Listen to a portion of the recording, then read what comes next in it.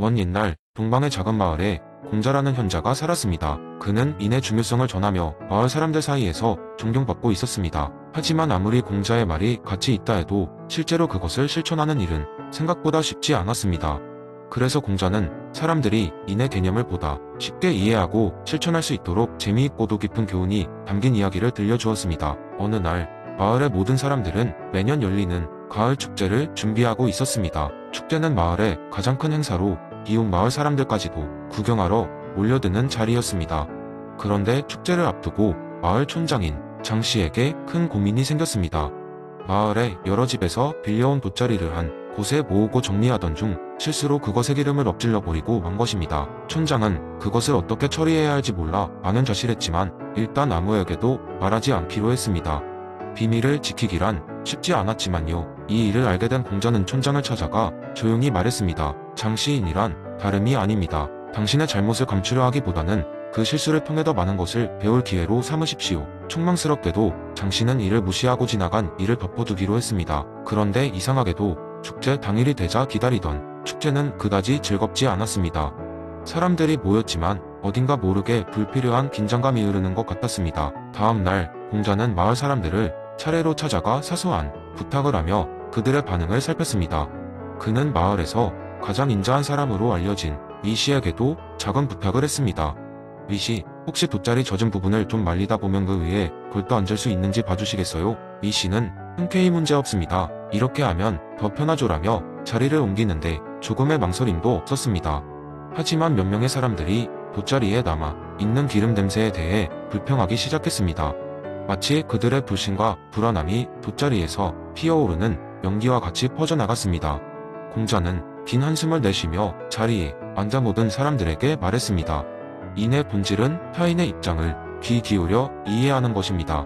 하지만 우리 모두 약간의 실수와 무시하는 마음으로 인해 불필요한 갈등을 만들어내고 말았군요. 이 사건은 작은 문제였을지라도 우리 공동체에게 큰 파급 효과를 가져왔습니다. 진정한 인이란 그저 착한 마음을 갖는 것이 아니라 자신이 저지른 실수까지도 세상 앞에 드러내고 그것을 통해 더 나은 관계를 추구하는 것입니다. 상황의 진실을 이해하게 된 모든 마을 사람들은 각자의 자리에서 침묵을 깨고 서로에게 좀 더 따뜻하고 이해하는 마음을 가져야겠다고 다짐했습니다. 몇몇 사람들은 장 씨에게 다가가 그의 걱정을 덜어주기도 했습니다. 그 순간 분위기는 확연히 변했습니다. 사람들 사이에 벽이 무너지고 진정한 축제에 웃음소리가 울려 퍼지기 시작했습니다. 이렇게 공자는인의 실천이란 단순히 이론이 아니라 아주 일상적인 삶의 작은 순간에서도 커다란 변화를 일으킬 수 있음을 마을 사람들에게 보여주었습니다. 그리고 그 이후로 이 마을은 어려움이 닥쳐도 인의 정신으로 서로를 보살피며 조화로운 사회를 만들어갔습니다.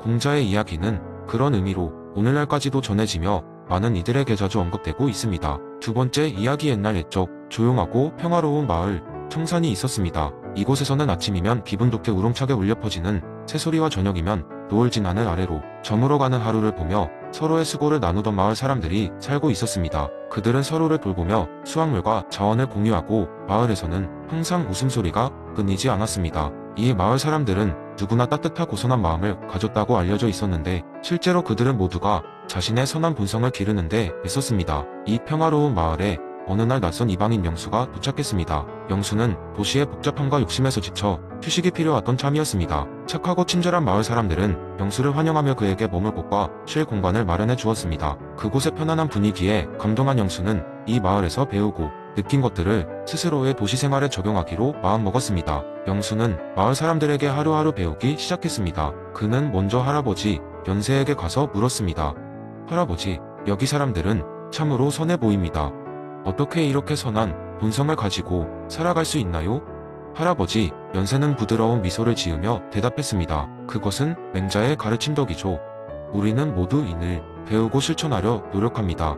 인은 그냥 남을 돕는 것이 아니라 마음 깊이에서 나오는 진정한 인간다움이지요. 영수는 곰곰이 그 말을 생각하며 이번에는 마을에서 가장 공정한 자로 소문난 의리를 실천하는 소녀 수경을 찾아갔습니다. 수경아, 의로움이란 무엇이며 왜 중요하니? 수경은 영수에게 말했다. 올바른 것을 지키려는 마음이 의해요. 우리는 때때로 어려운 선택을 해야 하지만 마음 깊은 곳에서는 언제나 옳은 길을 선택해야 하지요. 이것이 우리 공동체와 나 자신을 지키는 중요한 덕목이에요. 영수는 또다시 깊은 생각에 잠겼습니다. 이어서 예절 바르게 행동하는 리에에게 갔습니다. 리에의 사람들은 내가 항상 예를 다한다고 해. 예라는 게 무엇이니? 리에는 부끄러운 듯이 웃으며 말했습니다. 예는 타인에 대한 존중과 배려에서 나와요. 우리가 서로에게 예의를 갖추는 것은 결국 서로를 이해하고 사랑하는 방법이라 할 수 있죠. 마지막으로 영수는 지혜로운 마을 장자인 황문을 찾아갔습니다. 영수는 궁금한 눈으로 묻습니다. 황문님, 지혜란 무엇인가요? 황문은 친절하게 설명했습니다. 지는 단순히 아는 것이 아니라 그 지식을 바탕으로 통해 어떻게 행동할지 아는 것이지요. 진정한 지혜는 단순히 자기를 이롭게 하는 것이 아니라 모두가 함께 이익을 나눌 수 있는 방법을 찾는 것이랍니다. 영수는 이 마을에서 배운 4가지 덕목, 인, 예, 지를 마음속 깊이 새기고 자신이 사는 도시에 돌아가서 그가 배운 것을 실천하기로 다짐했습니다. 청산에서의 경험은 그의 삶을 크게 변화시켰고 그는 스스로뿐 아니라 주변 사람들에게도 그러한 덕목을 전파하기 위해 노력했습니다. 그리하여 시간이 흘렀을 때 사람들은 그의 영향 아래 점점 더 선한 본성을 개발했고 영수의 도시는 청산마을처럼 따뜻한 마음으로 가득 차게 되었습니다. 이야기는 우리에게 맹자의 인간 본성의 선함이 단지 이론이 아닌 삶 속에서 실천될 수 있는 가치라는 것을 일깨워줍니다. 올바른 환경과 교육, 그리고 진심 어린 노력으로 사람들은 본래의 선한 본성을 되찾고 스스로를 변화시킬 수 있다는 것을 말이죠. 세 번째 이야기, 옛날 옛적 산과 물, 나무와 바위로 둘러싸인 한 작은 마을이 있었습니다. 이 마을에서는 자연의 원칙에 따라 살아가야 한다는 오랜 전통이 있었습니다. 그리고 그 중심에는 노자의 가르침인 무의자연이 자리 잡고 있었죠. 이 마을 사람들은 아무리 복잡한 문제라도 자연의 방식대로 해결하려고 했습니다. 마을에는 젊고 호기심 많은 청년 하나가 살고 있었습니다. 그는 언제나 세상의 원리를 알고 싶어 했고 그래서 무의자연의 의미를 직접 이해하기로 마음먹었습니다. 하루는 지혜로 유명한 노인을 찾아가 무의자연의 진정한 의미를 배우고 싶다고 말했습니다. 노인은 미소를 지으며 청년에게 말했다. 무의자연을 이해하기 위해선 마을 밖의 숲에서 일주일을 보내보는 것이 가장 좋을 게야. 자연이 어떻게 일하고 움직이는지를 직접 느껴보렴. 청년은 노인의 충고를 따르기로 했습니다. 그래서 그는 간단한 짐을 꾸리고 숲으로 들어갔습니다. 첫날 그는 자연 속에서 흔히 볼 수 있는 헛간을 만들고 먹을 것을 준비하며 시간을 보냈습니다. 모든 것이 자연스럽게 흘러가기를 바라며 그는 억지로 무언가를 하지 않고 그저 상황에 자신을 맡겼습니다. 둘째 날, 청년은 벌을 피하려고 온갖 법석을 떨어야 했습니다. 처음엔 벌떼를 피해 도망치려 했지만 결국 힘에 부쳐 포기했습니다. 오히려 가만히 있으니 벌들도 자연스럽게 그를 지나쳐갔습니다. 그는 억지로 무언가를 하지 않는 것이 이런 것이구나 하고 깨달았습니다. 다음 날 강한 비가 쏟아져 내렸습니다. 청년은 당황했지만 자연을 따르자고 마음먹은 그였기에 그냥 비를 맞으며 가만히 서 있었습니다. 문득 그는 비가 모든 생명을 어떻게 적시고 소생시키는지를 느끼며 자연의 위대함을 깨달았습니다. 다섯째 날에는 마을에서 사람들이 찾아왔습니다. 그들은 비슷한 가르침을 찾고자 자연 속에서 알아가고 있던 청년을 응원하기 위해 찾아온 것이었습니다. 청년은 마을 사람들과 함께 자연 속에서 보낸 시간 덕분에 제대로 된 무의자연의 의미를 체험할 수 있었습니다. 일주일이 지나고 청년은 숲을 떠나 다시 마을로 돌아갔습니다.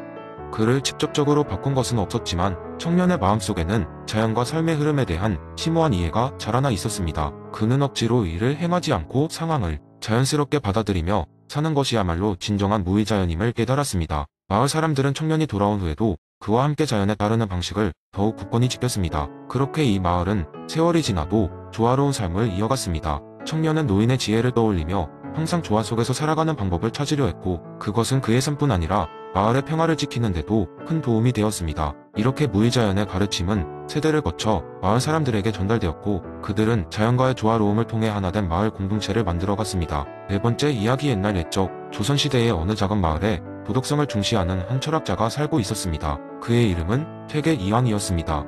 어느 날 이황은 마을 사람들에게 이기론을 설명하기 위해 독특한 방법으로 그들의 관심을 끌고자 했습니다. 그는 마을의 명소인 큰 숲 속에서 유명한 이야기를 전하기로 결심했습니다. 사람들은 한낮쯤에 숲으로 모이기 시작했고 이황은 작은 무대 위에 올라 연설을 시작했습니다. 여러분, 이기론은 우리의 삶을 더 깊이 이해하는 열쇠입니다. 이를 설명하기 위해 제가 한 가지 재미있는 이야기를 들려드리겠습니다. 사람들은 그의 말에 귀를 기울였습니다. 옛날 어느 마을에 라는 이름의 장인이 있었어요. 그는 마을 최고의 도자기 장인이었습니다. 그의 도자기는 완벽에 가까운 형태와 아름다움을 자랑했죠. 사람들은 그의 작품을 보며 감탄을 금치 못했습니다. 장인은 자기 작품 속에 이상적인 본질을 담으려고 늘 노력했죠. 사람들은 그를 칭찬하며 이렇게 말했어요. 이 장인의 도자기는 이 세상이 자연스러운 이치를 담고 있어 라고 말이에요. 하지만 이 장인의 동생 B는 약간 다른 철학을 지닌 사람이었습니다. 그는 활기차고 늘 새로운 것을 시도하려는 성격이었죠. 그는 마을 여기저기를 돌아다니며 다양한 흙을 채집했고 각양각색의 도자기를 만들었습니다. 그의 작품은 형형색색의 아름다움으로 가득 차 있었지만 종종 엉뚱한 작품이 나올 때도 있었습니다. 그는 사람들에게 늘 이렇게 말하곤 했습니다. 도자기는 현실 세계의 다양함을 표현해야 해. 예측 불가능한 변화가 진정한 매력이야 라고요. 하루는 이와 B가 서로의 철학을 가지고 열띤 토론을 벌이게 되었어요. 이는 이렇게 주장했습니다. 형이상학적 본질, B가 바로 모든 예술의 근본이 되어야 해. 우리는 가장 이상적인 아름다움을 추구해야 한다고. 반면 B는 반박했습니다. 아니야. 변화가 없으면 생명도 없어. 움직임과 다양함이야말로 우리가 살아있다는 증거야. 그들이 토론을 벌이는 동안 마을 사람들은 그저 흥미롭게 지켜보고 있었습니다. 그러던 중 한 젊은 도공이 앞에 나와 주영재에게 말을 걸었습니다. 이와 B 두 분의 도자기를 모두 보고 자란 세대입니다. 두 분의 철학은 아주 다르지만 그 차이에서 배우는 것이 많았습니다. 두 분의 도자기는 모두 각자의 매력이 있어요. 이의 작품은 감탄할 수밖에 없는 완벽함이죠. 그리고 B의 작품은 끝없는 상상력을 자극합니다. 저는 이와 B가 결합될 수 있다고 믿어요. 우리의 삶도 마찬가지 아닐까요? 변함없는 도덕적 원리와 더불어 항상 변화하는 현실을 인정하는 것이 중요하지 않을까 싶습니다. 이 이야기를 마친 이황은 사람들에게 웃으며 말했습니다. 여러분, 우리의 삶에도 이와 B가 공존합니다. 본질적인 이치를 따르면서도 현실의 다양함을 품을 때 우리는 더욱 충실하고 풍요로운 삶을 살 수 있을 것입니다. 그것이 바로 이기론이 추구하는 바입니다. 그날 이후로 마을 사람들은 이기론을 조금 더 친숙하게 느끼게 되었습니다. 그들은 이를 통해 도덕적 이치를 배우고 B를 통해 변화의 중요성을 느꼈으며 그 두 요소가 얼마나 조화를 이루는지가 그들의 삶을 더욱 풍성하게 만든다는 것을 깨달았습니다.